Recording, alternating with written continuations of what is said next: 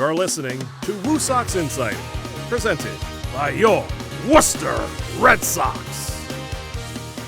What's up, everybody? Welcome back to yet another episode of the WooSox Insider Podcast. I'm Tim Quitadamo, TQ, alongside Dave Leonardi and Brendan Black, as always. Good to have you back. Thanks for tuning in. It's been a fun season so far of WooSox Insider. I know I've been listening and enjoying every single episode. All right. Stop being my boss still. It's that was way too seamless of a start there. It's like he never left. Nike never left. But ladies and gentlemen, Tim Quitadamo of the Modesto Nuts in California is joining us here. Go Nuts. Go Nuts. Modesto is in California. That's correct. The Central Valley of California. Wow. From the heart of Worcester, the Canal District of the Central Valley. The Central Valley. I'm dead central no matter where I go, I found. There you go. It's perfect. That's perfect. So we are very excited to have you back, Tim. You know, it's been a weird start to the year. I timmed him, right? Isn't that crazy? You timmed me. I timmed you hard. Okay. But you know, Polar Park is you were synonymous with Polar Park. If Polar Park was open, or if there were people inside of Polar Park, you could almost guarantee I was one of those people. You were one of those people. So Modesto Nuts, is that enough the same about thing me? there? Tell me about the 2023 with the Red Sox. You don't run this podcast anymore, Tim. Timothy, you don't run this. That's fine. This is ours now. Well, Dave, we're starting with you. I want to hear how the single A affiliate of the Seattle Mariners, the Modesto Nuts, how they're doing, how you're doing as their director of marketing and also the voice of the Modesto Nuts, which we'll get into a little more later on because I think you've gone nearly viral. But let's start with just like place to put it. Yeah. It's still minor league baseball. Come on, man. But how's it going? Things are going well. It's starting to get hot here. So, you know what they always say about like Arizona, where everyone's like, oh, I don't know if I could do the heat. And everyone goes, yeah, but it's a dry heat. That's what it's starting to be, is a dry heat. So California is a desert, Dave, and others that didn't know. Sorry, I missed just messing with you, Dave. Perfect. But it is a desert. The first week I moved out here, it rained and was about 45 degrees almost every day. So it felt it was Worcester. It was just Worcester when I moved out here.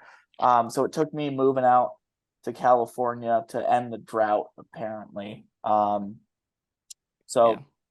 Coincidence, who's to say? I think I might have had something to do with that. The world just sad I was leaving Worcester, Massachusetts, Anyway. Yeah, but it was a much needed thing. So I think they should all thank you for what you've done.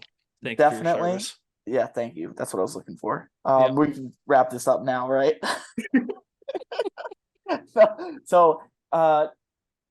Anyway, obviously big change, but it's been a lot of fun. The front office in Modesto, super welcoming. Shout out Veronica Hernandez, our general manager, Chris Fleischman, Corey Gales, Kyler Brown, Leslie Cantu, Chris Estrada, Natalie Gutierrez, everyone super welcoming. Shayla Parker from PSC.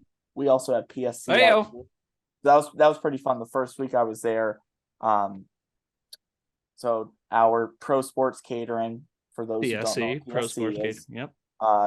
They are a very popular what's the word I'm looking for? Like food vendor, food vending company, or food caterer, food supplier.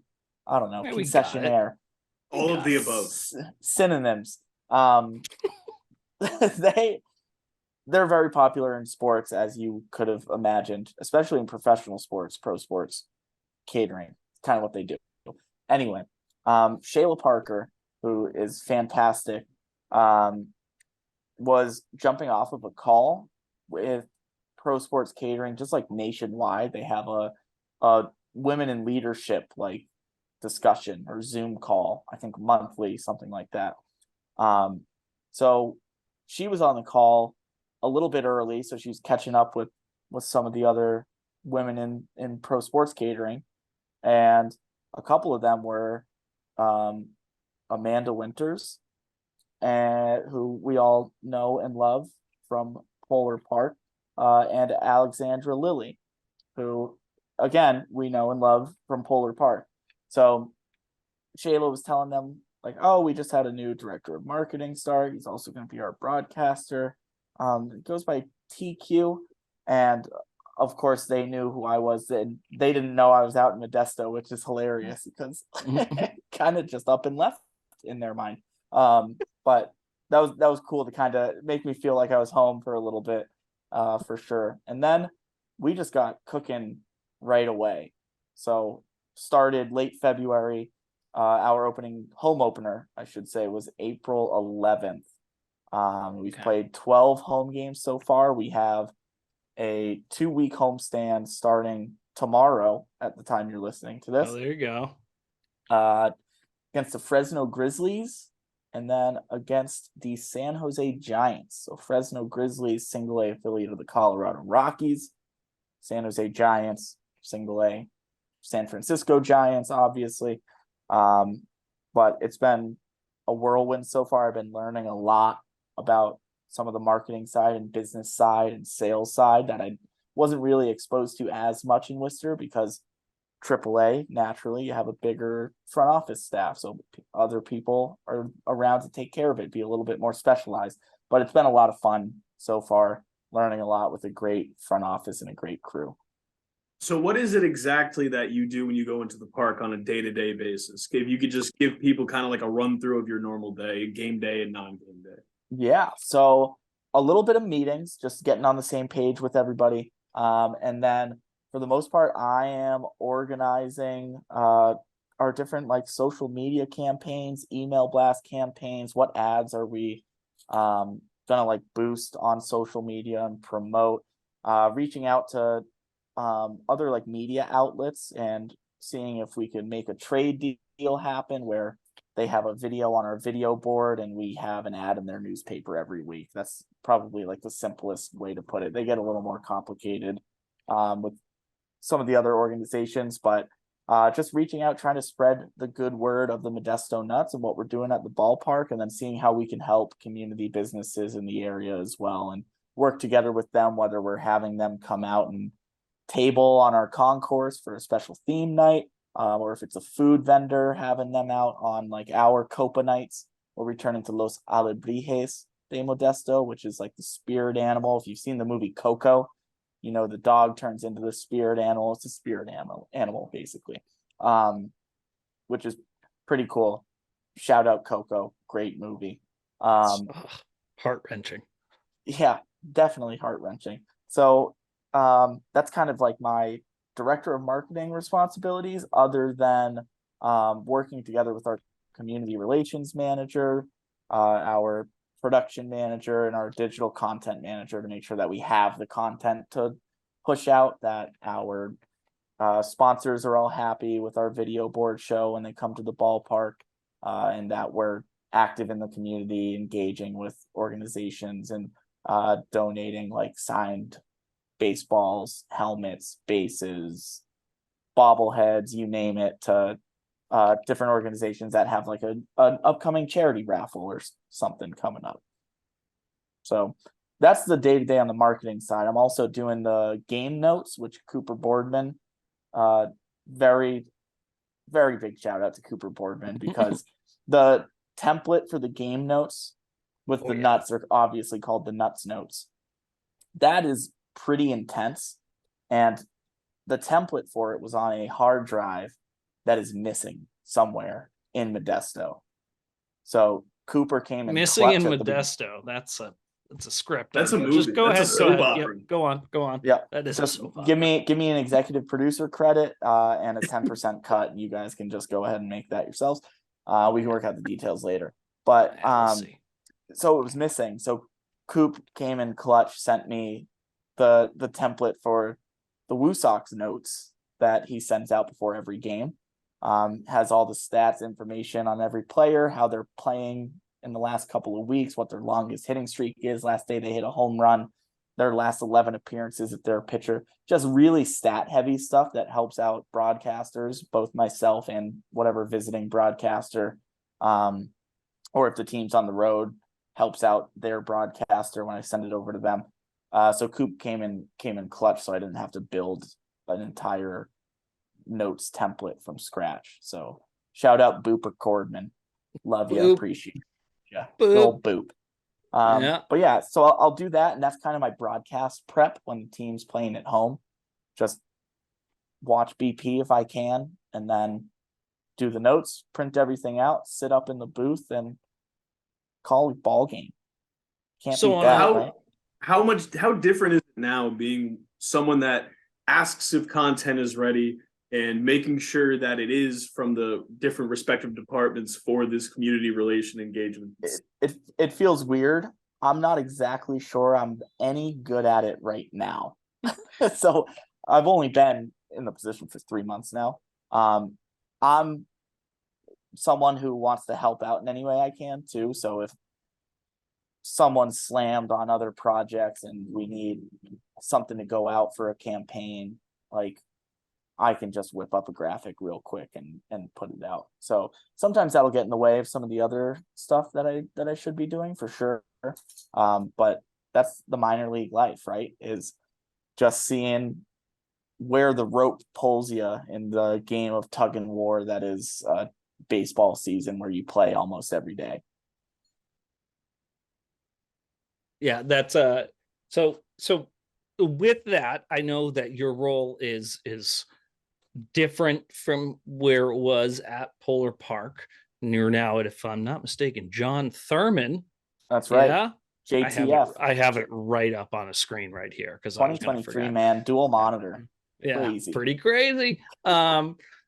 But so what are the things that you have, like, because obviously in that could be from Polar Park, it could be from McCoy. Like, what are some things that you have learned, some things that you've brought over to the Modesto Nuts, or something that you've brought to the table that were like, oh, that's like a great idea. Like, obviously can't bring Coney Island hot dogs. It stinks, but right. What can you, If I could, I like, would. what are things? I know You can't bring over the chocolate eclair table talk pie. Nope. Oof. No, you got to ship some out to me because I can't find them anywhere over here. But no, that's orange dry. That's a great question. They had things set up so well here in Modesto, so I was lucky to kind of come in and have a structure around me that I'm still getting the hang of.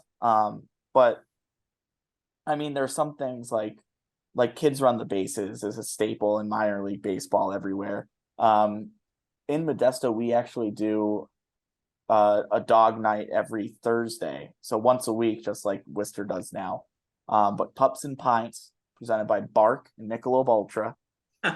Got to give them the plug. Bark is an indoor dog park coming soon to Modesto. It's like a subscription service. Yeah, so I gotta get a dog or find someone that I can bring there for sure. But after the game on Pups and Pints nights on Thursdays, there's we turn the outfield, like a corner of right field, into a dog park, which I think is really cool. So there's just a bunch of puppers running around the outfield.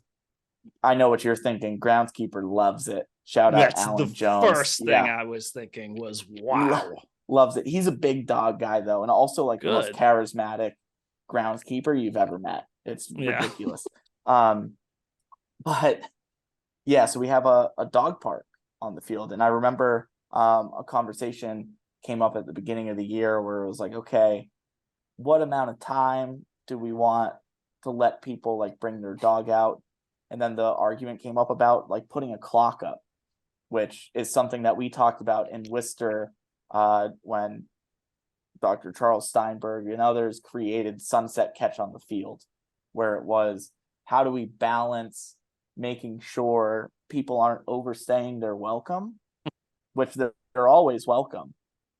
And that's the balance, is how do you make them feel like they're in this timeless moment that they can just enjoy and appreciate being on the field, versus especially when understanding a game is 4 hours long, Right. and it went into extras, and then it's no longer a sunset, it's just night. Yes. And it's like, well, how late? Understanding your salaried front office staff worked a 9 to 5 and then a game that started at 7 p.m.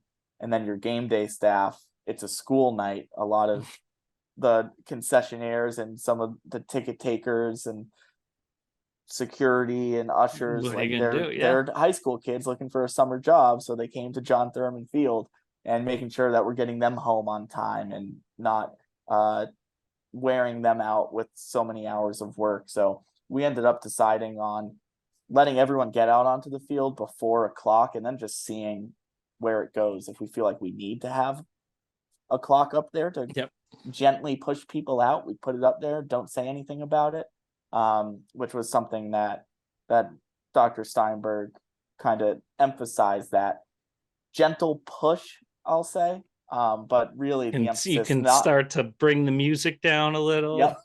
Really, maybe turn the boards off or get play some closing. Just play closing time. Closing time. A little Someone will pick up on never hurt anybody. Subtle cues, but really the emphasis is less on the subtle cues and more on just the feeling that someone would have if, say, you're the last in line to get on the field for sunset catch or get your dog out on the field.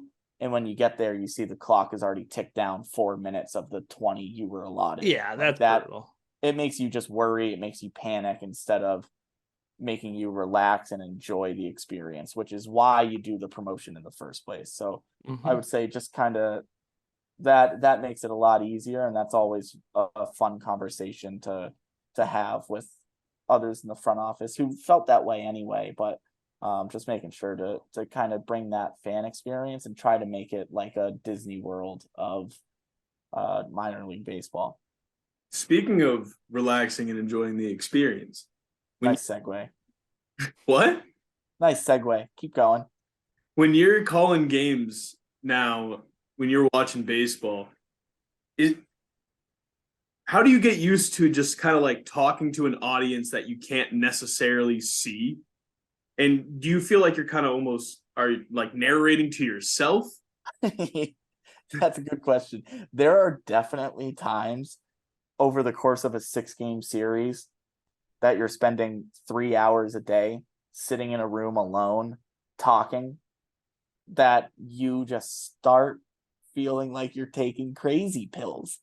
You're just talking nonstop forever. So I try to mix it up. It does feel like I'm narrating to myself a little bit, but I think there's a bit of freedom that comes with that too, where we're not on any local radio station, at least yet. And we're just on like the Bally Live app and MILB TV, or part of the MLB TV subscription. And then we have our Listen Live link on modestonuts.com. So I don't think Major League Baseball has shared the analytics of Bally Live, because that's a new partnership this year. They haven't with MILB TV either, because they integrated that with MLB TV. So I don't know that they have the numbers, but it is very freeing kind of knowing, like, the only people I hear about that listen are people in the stands that come to the ballpark with like a headphone in, and before they leave, they'll wave up to the booth, like, give me a thumbs up. And that's always really cool. Or it's friends and family back home, or some of the friends that I've made in Modesto that are texting me throughout the game, telling me like, hey, good job. That was funny. That was fun. Or like, what is happening at John Thurman Field right now? And let's just jump in right here. We gotta now address it. We gotta now address it, which was the most adorable moment possible that could have happened. It could have happened to a better person, because I know how much you enjoyed the moment, and I know how much. And so for those who don't know, our fearless producer Dave is going to put in the clip right here with the permission of the Modesto Nuts. Yeah, we'll see. Yeah. Go for it. All right. Do you like your job? I love my job. Are you the one talking? I'm not the one talking. I'm the one on the radio. They can hear you, too. We have a microphone right outside the window. 0-2 pitch. Misses inside for ball 1 to Edison Mora. You guys play Little League around here? Yeah. Where at? Red Shoe. Very nice. Enjoying it? What position do you play? Pitcher. 1-2 from Bayless. Fouled straight back. Pitcher, first base. And it's the backfield. Like the middle field. Yeah, middle field. And middle infield? And then first base also. Oh yeah. So they can. We have a timeout on the field. Bayless will ask for a new ball. So you guys play everywhere. Yeah. That's what you got to do when you're young, right? You're still learning. How old are you guys? 9. 9 and 10? I'm 8. Today's his birthday. And I'm 8. Happy birthday. Trying to ask somebody if they can see. 1-2 from Bayless. Misses outside. Evens the count at 2-2 to Edison Mora.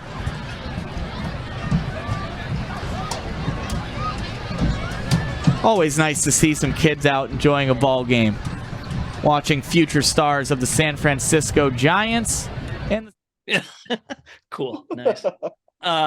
But that moment of just having kids, and it's cool because, from Polar Park where you sit, if you were directing an in-game show, you're sitting right there and you have fans that can walk right next to you. You have a junior announcer that'll come up and be able to talk to you and that kind of thing.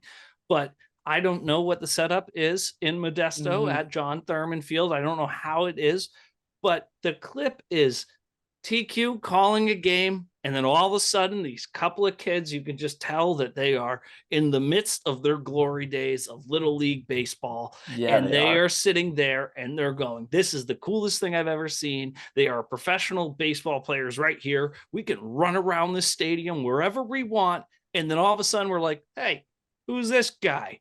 He's talking. He's talking about the game. So walk us through that, because to me, that was one of the coolest things to see. It was one of the coolest kind of spontaneous things that's ever happened to me. So at the booth at John Thurman Field is an open window in the press box, and then right out in front of it is a row of seating for our upper box seats. So it's right above section 202, which the West Coast, I don't know if you guys have been to a West Coast ballpark. Specifically, I'm thinking Dodger Stadium does this the same way. It's even numbered sections, like down the first base side, and odd number down the third base. So like 203 is not in between 202 and 204. Like 203 is in between 201 and 205. It messes me up, but if you're in an odd number section, you're on a certain side of the ballpark. All right. Anyway, I guess if you have that knowledge going into it, it makes sense. But go on. Right. Not important at all to this story. So right in front of section 202, and the game is, I think, lasted about 3 hours long. We're 2/3 of the way through it, maybe, into the bullpen. Jared Bayless, who is now pitching, I believe, for AAA Tacoma, or he might be in High A Everett. He got a call up somewhere recently. He's been pitching well. Shout out Jared Bayless, because he reposted this clip on his social media too and said he was just happy to be part of a cool moment. But I'm kind of just trudging along. I think it's a Thursday or Friday of a 6-game series. I'm starting to find my groove, but I'm also like mixing the audio and playing the commercials up in the booth too. So I'm constantly busy. I'm looking up stats that I can talk about for guys that are let's just due let up. people know this is you. This is you. There's no color commentator next to you, right? It's me. It is me you for 3 hours. Just 3 hours to call whatever. a game. So Yeah. Sorry, go on. So I'm talking about Jared Bayless and how he just came in to pitch, and then I'm calling the at bat. I'm writing down the balls and strikes in my book. I'm starting to look up some stats, and I look up. There's these kids standing right out in front of the window, which double pane window that's open on the right side. I sit on the left, so I'm sitting behind like the double pane of glass now. This kid is looking into the booth. They're being very respectful too. Like they started talking in hushed tones because they could hear me talking. He's working. They're kind of Let just him looking. work. Yeah, they're kind of just looking at me, like, oh, what is he? like, what is he doing? And then one of them waves to me. So I waved back, and apparently the wave was an invitation to let's start a conversation right in the middle of the inning. Because the second I waved back, his friend just goes, "Do you like your job?" And our crowd mic is just directly out the window, so it picked it up so well. So I have two headphones on. Like, I can't hear if someone's just talking to me unless that microphone picks it up. So I knew, oh, we just got that on air. And like, I had two choices then. I could turn the crowd mic down and just keep calling the game and like shut the window, like a get off my lawn kind of cranky old baseball traditionalist, you know? But I thought, why not just lean into it? Because we're not on a radio station. We're just on MLB TV. And like, worse it happens, he says a bad word, like, then I'll stop him then, whatever. The FCC is not coming after me for calling a single A baseball game on a Thursday night.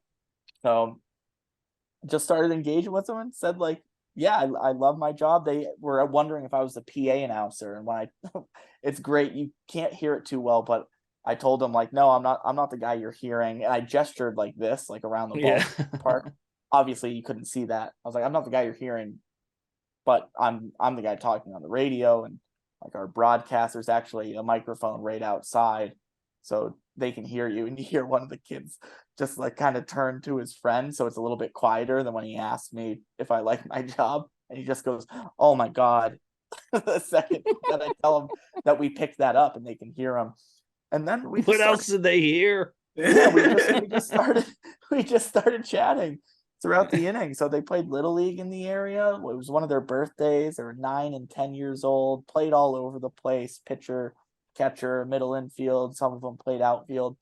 And then while it's happening, I always try to be mindful of people that are listening on our website, not watching through the Bally Live app. Keep them with the game. Yeah, so a pitch gets fouled off and just mid-conversation, like, fouled off, count stays at 1 and 2. And then keep asking the kids about their day. And then I think there was one pitch that foul ball, like, ball went back to the pitcher. There might have been a scuff mark on it, so he asked for a new one. So I looked down for some stats and I looked back up, and you could hear the kids just like stomping on the metal bleachers, running away. And I think right after the clip we posted on social media, I cut this out, but after the at bat, I'm like leaning out the window, looking around, and I was like, I think my buddies left. Like, their parents must have been yelling at him to stop bothering the radio broadcaster while he's working. But it was so cool. Just like, if I had that opportunity when I was a kid, I think I would have been doing the same exact thing. Of course. Staring in awe at, like, mostly at, who's this guy sitting alone in a room just talking to himself? He hasn't shut up yet. What is this? There has to be more.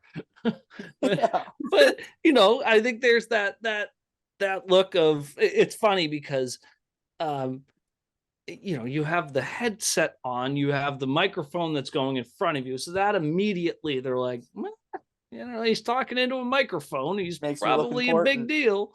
And it's funny because it's the same thing when it's like, we have junior announcer comes in at Polar Park. They don't look at Ben DeCastro. Ben DeCastro doesn't have a headset on. He talks into a microphone. I have a headset on with the microphone in front of me, and the little kid's like, "Hey," and I'm like, "It's Ben.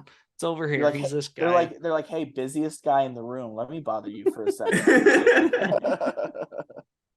But that was great. That was one of those kind of awesome baseball moments that I think it was one of those things. It was like, everyone you talk to, like, at Polar Park, are like, did you see the video with TQ? That's very sweet. No, it was the talk of the park for like almost a whole homestand, like, literally. Yeah. So you could tell how good I'm doing. That everyone's walking around. Did you hear about TQ? And I'm like, yeah, I'm here as well, but fine. You're doing fantastic from everything I've seen and heard coming out of Polar Park and Central Mass in general. We've had a fun season. Yeah. We've had a fun season. So thanks to you guys for affording me that opportunity too. Definitely the impromptu interview with those kids at John Thurman Field here in Modesto.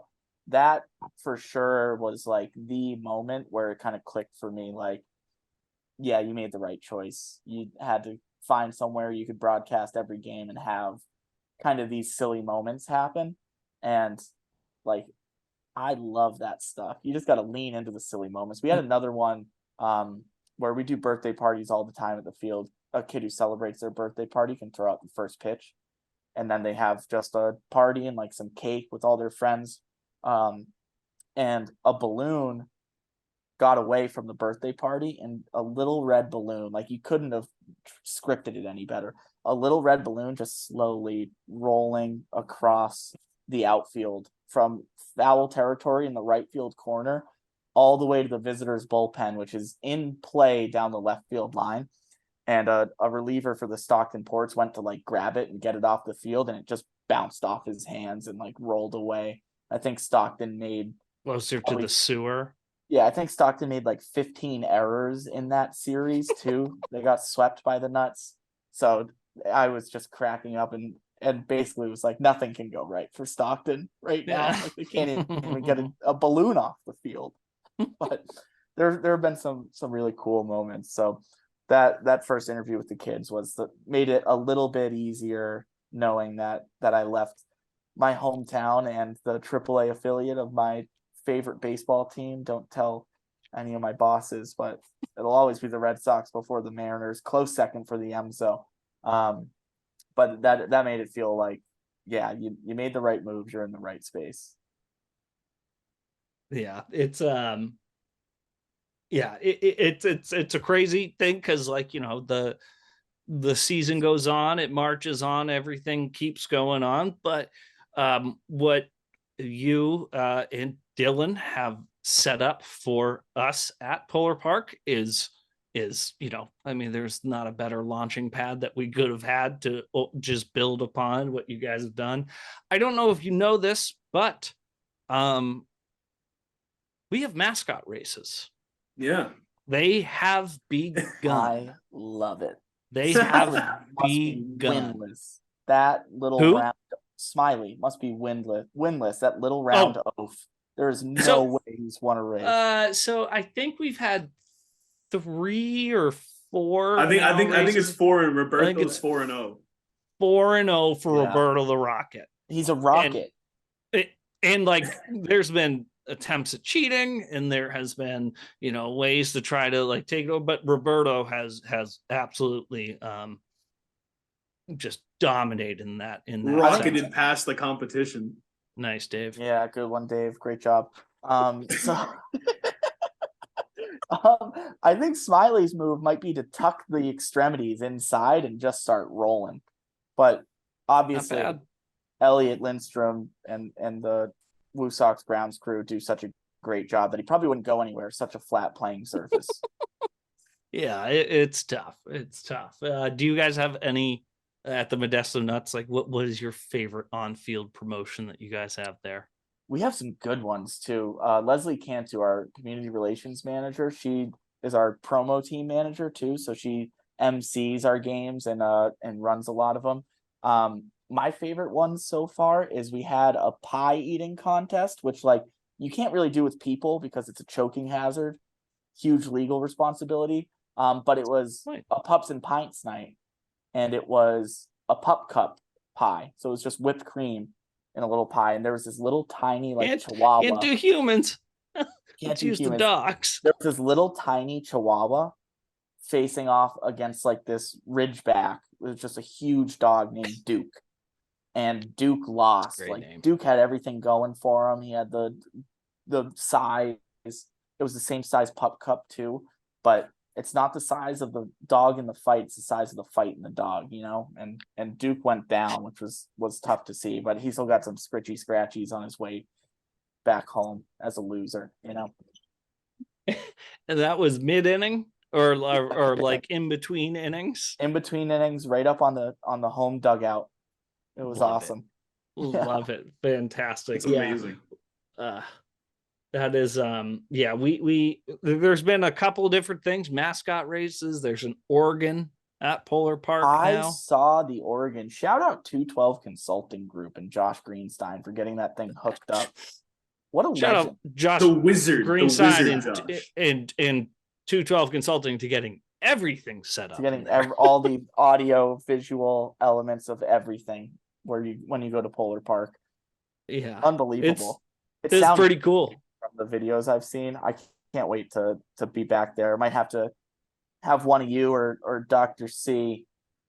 Chucky Steinberg just tickle the keys when I come back to Worcester, even if it's the off season, just get it going again. Oh yeah, he's on it almost every night. I'm sure. But yeah, it is something very cool. But yeah, we really do hope that you will be able to make your way back at some point. Are there any plans on schedule to see you back in the 508? Obviously, it's tough. Yeah, no solid plans yet. Right now the Nuts are a couple of games over 500, and they're flirting with first place in the California League North. And then in the lower levels of the minors, it's different for playoff contention, where the first half champion makes the playoffs regardless. So we'll see if I try to plan something in late September. Our season ends early September, like after the first full week. Yep. So we'll see if I try to plan to be back for the last homestand. But if the Nuts make the playoffs, then I probably wouldn't be able to until the off season. But definitely looking for a way to get back to the Woo. I need my Coney Island fix. The chili dog is just like, my neck is getting itchy. I gotta get it injected into my veins if I can. All right. So I think one of the cool things that you were always very keyed in on when with the WooSox was knowing the different prospects and different people that were coming up and who was going to have an impact. I'm looking at a guy named Cole Young, who is currently on your roster. Tell me about Cole Young. Tell me about just like, that talent pool that you're seeing, which is at a very early level. Triple A is you are preparing to play in the big leagues. Single A, high A, you are playing baseball because you need to play baseball and you need to get yourself acclimated to professional baseball. Yeah. So tell me about that, and tell me about a guy like Cole Young. Yeah, so this episode's going to get a little long because there are a couple of stories that I can think about already. Cole Young, 19 years old. He was a first-round draft pick of the Mariners. Young. And good one. He was a first-round draft pick of the Mariners in 2022. Went 21st overall. Lefty hitter, shortstop. He has really smooth, quick feet, nice hands. At 19, like, naturally, everyone says this about middle infielders, especially shortstops at 19. I don't know how, like, scouts, it seems like they've never really progressed. They're always like, I don't know if he has the arm for shortstop, might have to be a second baseman in the big leagues when he gets there. The kid's 19 years old. Like, he's just starting this lifting regimen and this routine with the Seattle Mariners. Like, the arm strength will come. And that's not even to say he has a noodle, far from it, but great fielder, and man, can this kid hit. Man, can he hit. You usually hear of guys from like Texas, Florida, California that just hit the snot out of the ball from age 4. It seems like they could at least play in the minors, just how well they hit. Cole Young from the Pittsburgh area in Pennsylvania, and he just hunts fastballs. And he doesn't miss them either. I think he's leading the California League in triples. No homers on the year yet, I don't believe, but he is an extra base machine. And I've been really impressed with, like, say, for example, for WooSox fans, Tristan Casas, right? Struggling a little bit at the major league level, but clearly a better hitter than AAA is what we saw in Worcester. But even his AAA numbers against left-handed pitchers weren't the greatest. It's been a small sample size for Cole Young, but hitting over 300 against lefties with a couple of extra base hits in probably around 20 plate appearances against them. So hitting for a high average, high slugging against lefties, and you don't see that left on left, especially for a 19-year-old. So he's a special type of player for sure, and you can tell that's the type of player that goes in the first round. So I think the Mariners got a steal at 21 overall last summer, because he looks like he's going to make his way through the organization sooner rather than later. And then you talk about some of the other deals that the Mariners have made. They extended JP Crawford last season, so it looks like JP will be their shortstop of the future for the next 5 or so years. But even then, if you're talking about 5 years, that'll be Cole Young's age 24 season. Like, you would think that's the natural progression for who will take over the reins on the left side of the infield in Seattle in the next 5 or so years. And then just to talk about like where these guys are in their careers, they're just getting started. So a former 3rd round pick, Michael Morales, he's a starting pitcher, also from Pennsylvania, drafted out of Enola High School, and 20 years old. It's his 2nd season with Modesto. We did a community appearance at Sutter Health Memorial Medical Center. He's having a breast cancer awareness game coming up in June. So if you're planning the trip to California, June 9th, come out to John Thurman Field. It's going to be a good time. But first of all, Michael Morales, great person, just a really smart, fun kid. And he is super cerebral. There was an article written about him in The Athletic last year, just about how he's trying to soak in as much information as possible, because he knows he's not going to make it to the big leagues thinking like he's just going to stick with his routine and do what he does, and whatever worked for him in high school will work for him because it's always worked. He knows that it's about trying to get better every day. And one of the things that he talked about when we were on our way back to the ballpark from this community appearance was that like during his time working out with other pros in the last couple of years, he found that guys at even the AA level, AAA level, and especially the big leagues and AAA level pitchers, they have their routine. They know exactly what they're doing almost every second of every day. They have their routine when it comes to diet and nutrition. They have their routine when it comes to workouts, and they have their routine when it comes to warming up. So he said last year he struggled, had an ERA in the mid 5s. This year he's gotten off to a great start, ERA in the low 2s. 2.22. Just looked it up. 2-0, 2.22. Punching tickets left and right too.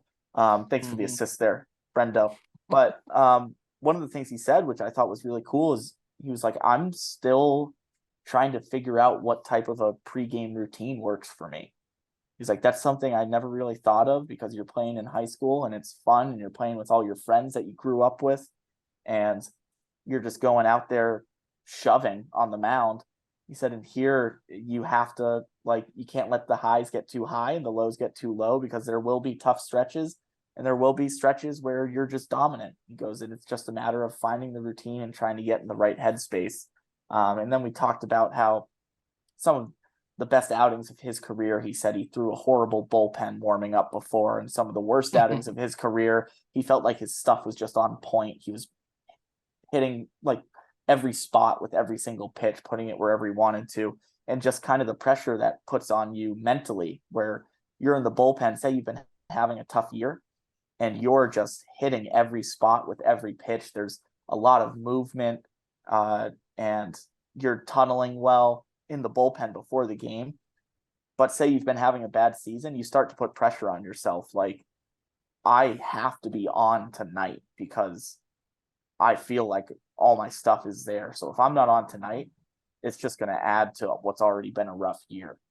So he talked about just putting less pressure on himself with things like that, and treating his warm up as truly just getting your arm loose. And then you can work through whatever problems you have on the mound. If the slider doesn't have as much horizontal break as you'd like it to, okay, maybe we'll go fastball change up today and only work the slider out of the zone, try to get some swings and misses on a ball that no one can really do damage. We'll keep it away from going front door. But he just said, like, putting an emphasis on the routine and how a lot of these guys are still learning that. And then if you take it out of baseball too, Gabriel Gonzalez is an incredible baseball player, 19 years old, signed as an international free agent. And there are a lot of guys that are 18, 19, 20 years old. English is their second language, if at all they can speak it. And they're moving to the United States for a full year at 18, 19, and they don't speak the language that most people speak. Luckily for us in the Central Valley and Modesto specifically, there's a large Latin population and Hispanic population. So it's a little bit easier to communicate and be able to, whether something as simple as like a ride share, calling an Uber or getting takeout, talking to your property manager, things of that nature are a lot more difficult. There's a lot of stress with that on top of the stress to perform at a professional level in baseball. So it's really cool to see these kids kind of just finding their way, finding their routine and being successful for the most part. Modesto's had a pretty good season to start the year. And Cole Young, Michael Morales, and Gabriel Gonzalez, definitely some players to watch. Gonzalez is a corner outfielder, always hits in the middle of the order. Started the year with a 12-game hitting streak, and I think in 8 of those 12 games he had multiple hits. So a couple of talented left-handed hitters, and then Morales is a big righty, young starting pitcher that seems like he has the mental fortitude to make it there. So it'll be cool to see. Yeah, that's awesome. Backtracking a little bit to Cole Young, I want to mention the splits you mentioned, how he's batting 300 against lefties. And I looked up and he's also a left-handed hitter. So but he also throws righty. So what I was wondering is there a difference in his approach to the plate that allows him to have that high splits against lefties that you usually don't see for left-handed hitters, either in his approach, or did he used to bat switch in high school because he also throws righty and now he's just a full-time lefty? I think he's always been just a left-handed hitter. And approach, honestly, I think he's keeping it very simple, at least at this level too. He is up there hunting fastballs. It doesn't matter who's throwing it.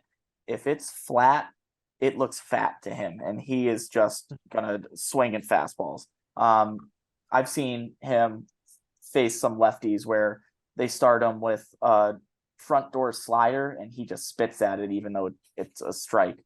Then they try to get him to chase outside on a slider, spits at that too. Front door slider again for a strike, tries to get him to chase again, 2-2, fights off a couple of pitches, takes a fastball for a ball, and then it's a full count. Like, what are you going to, if there are runners on and one of the best hitters up, are you going to try to go front door slider again? He'll probably get a piece of it and at least foul it off until you throw a fastball over the plate.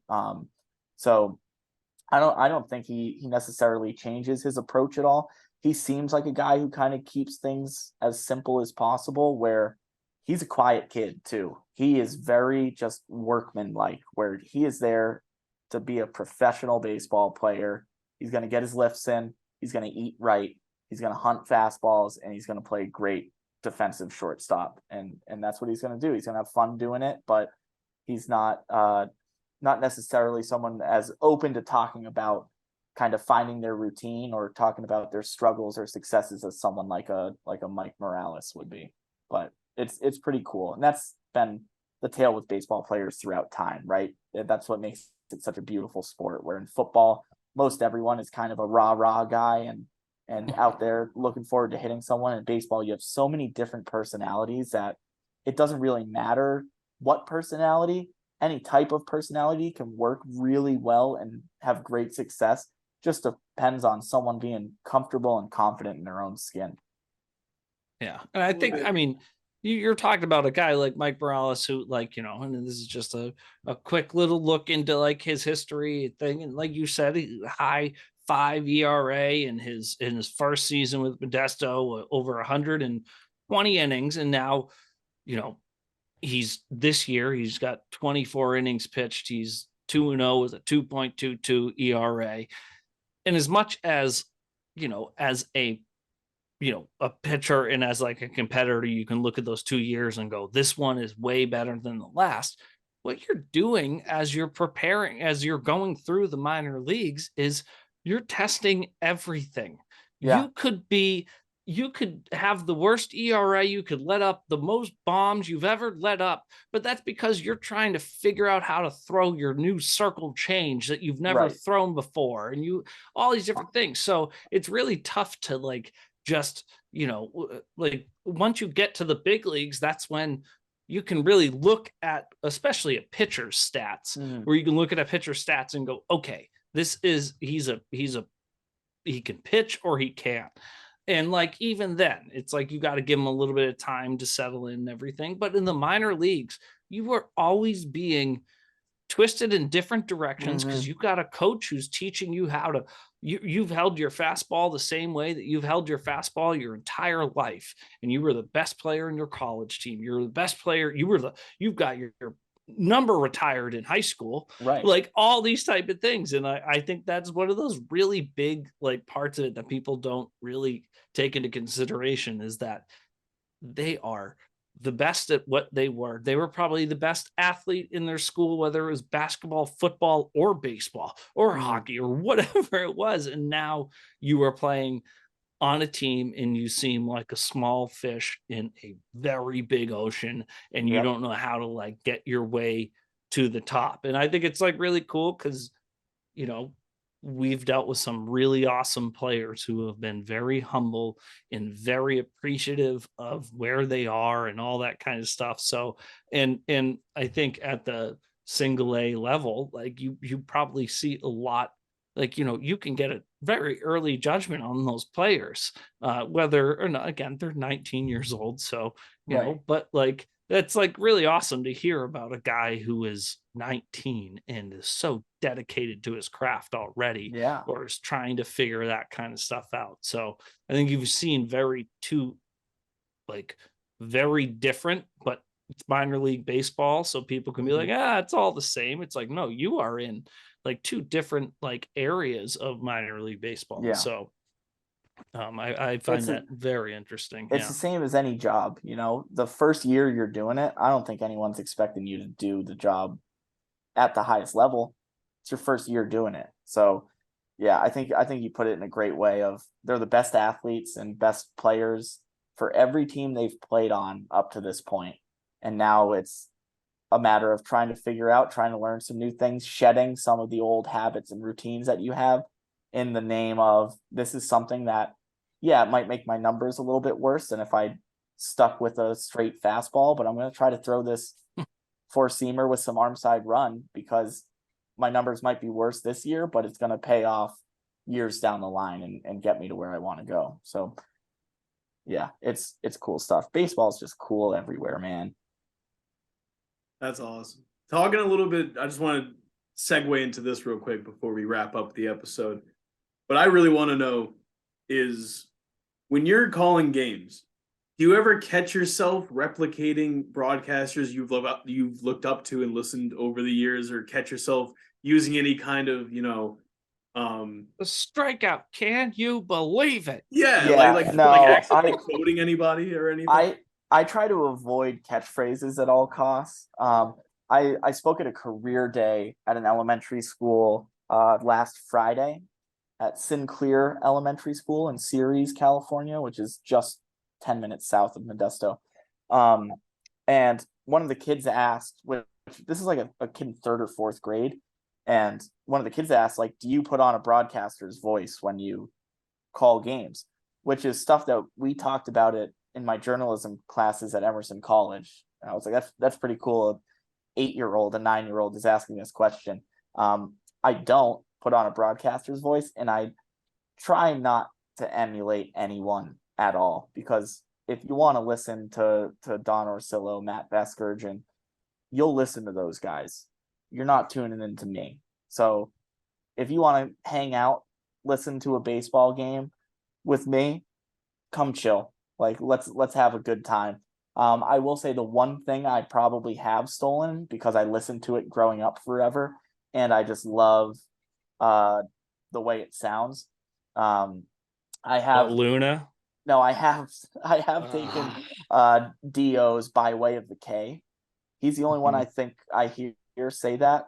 But but like someone strikes out the side, 3 up, 3 down, all by way of the K. We head to the bottom of the 5th, and you just keep going. But I've always loved. I remember as a kid hearing Don say 3 up, 3 down by way of the K, and going, ooh, like I like that a lot. And then that kind of just stuck and got ingrained in me a little bit. But yeah, I try to avoid anyone else's catchphrases like the plague, really, because we have enough of other people. We just need everyone to be them. Yeah, love it. Well, that's a great sentiment TQ. to leave off on. Yeah, no, absolutely. And I think TQ, this is awesome. We've been Dave and I have been talking about having you back on for a while. And I'm very glad that we were able to do this and have a little extended podcast. I think we kind of assumed it was going to end up that way. Yeah. I've been talking to myself for 3 hours at a time. Yeah. You know how to do it. Yeah. I know how to stretch. Yeah. But I mean, it is really awesome, and it is so cool. I mean, I'll speak for myself every single time that I'm able to see a Modesto Nuts like highlight. I'm like, I'm scrolling by on whatever minor league baseball Instagram account that I follow, and I'm like, I will turn on the sound this time. Yeah, you mean the Modesto Nuts that you follow at Modesto Nuts? Of course, one word. Of course, I do. Yeah, at Modesto Nuts, one word. Yep. Run. Yep. So yeah, follow them. Follow. I think M's Player Development. MS Player Development or Players Dev or something. They post username right here. Yeah, they post a lot of great clips from all over the Mariners affiliates. And while Cole Young is on the team, I've been getting some shine on that account. We go. There we go. Shout out Cole Young for being fantastic at baseball and getting my voice out there a little bit more. That was perfect. But yeah, TQ, this is awesome. We love seeing you do you and seeing those kind of moments. We know there's going to be more of them. And we know you'll come up with your own by way of the K, like type of thing that we'll all say at one point. I have been leading into broadcast. When I'm given like my ID, I'm saying coming to you live from the Cali Auto Parts broadcast booth. TQ on the 1s and 2s for you, just because I'm mixing the audio too. Got to let the people know, So throwing that out there, but getting goofy, yeah. But yeah, thank you guys for having me on. I love you both to death. I miss you both dearly, and I'll be back in Worcester and in Massachusetts soon. I'll hit you up. Yeah, and we will absolutely check in with you again before the end of this season. Dave, 100%. Yeah, I gotta clear it with him first. So let me just check with my producer. Yeah. But TQ, thank you so much. This show will be coming out on tomorrow. It'll be tomorrow, which is going to be Monday, leading in to another WooSox homestand Tuesday to Sunday. So hopefully we can see everyone around. TQ, I know you will be following along from California, and we will be following along as the Modesto Nuts take on the Fresno Grizzlies. And then the next series immediately following, the San Jose Giants. There we go. Well, TQ, thank you for joining us today. For Dave Leonardi, our fearless producer, I'm Brennan Black. This was WooSox Insider, and we will see you guys soon. Thanks. Love you guys. I love you, TQ. I'll see you, man.